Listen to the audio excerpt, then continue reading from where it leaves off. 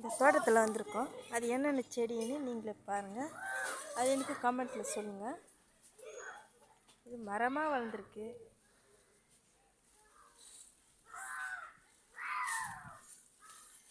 செடி அதிகமாக இருக்குது. ஆனால் என்ன செடி இது? என்ன செடி தெரியுதா? சொல்லுங்கள்.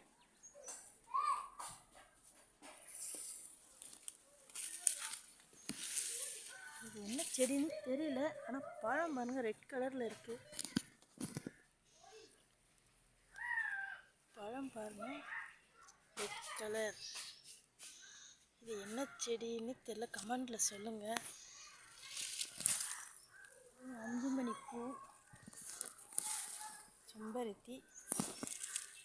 இது என்னன்னு தெரியல. இது என்ன கீரைன்னு தெரியல. பப்பாயா. இந்த செடி மணி மணி மணியா மணியாக இருக்குது. இது என்ன காயின்னு தெரியல. அப்படியே முத்தாக இருக்குது.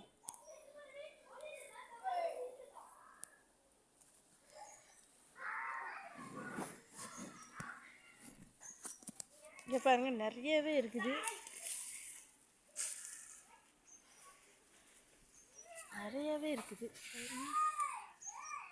இது என்னன்னு சொல்லுங்க கமெண்ட்ல.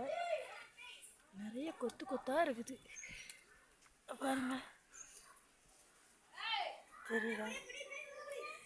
அடுத்தது பார்த்தீங்கன்னா பாருங்க, இந்த தோட்டத்தில் ஒரு குசும்பு பூச்சை பூனை எவ்வளோ அழகாக பத்துட்ருக்கு. அடுத்தது பார்த்தீங்கன்னா மாமரத்தை தாண்டி பார்த்தீங்கன்னா டிசம்பர் பூ பாருங்க. அப்படியே பறிச்சா ஒரு முழத்துக்கு வரும்.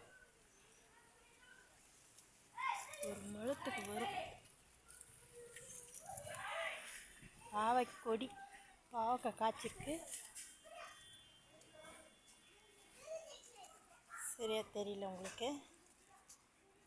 பாவைக்காய்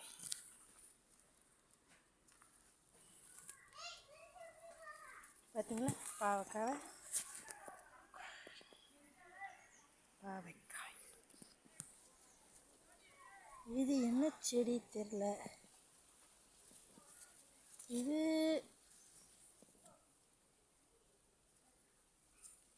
தெரியலங்க.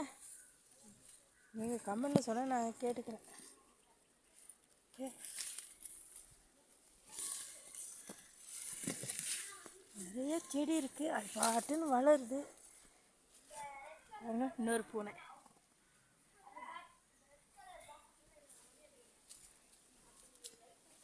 இது என்ன மரம்னு தெரியல. குட்டியாக இருக்குது. இது பப்பாயா. இது 5 மணி பூ, ஒரு பப்பாயா. இது ஷோகேஸ் வைப்பாங்களா அந்த மாதிரி ஒரு செடி, கலர்ஃபுல் செடி. வெத்தலை.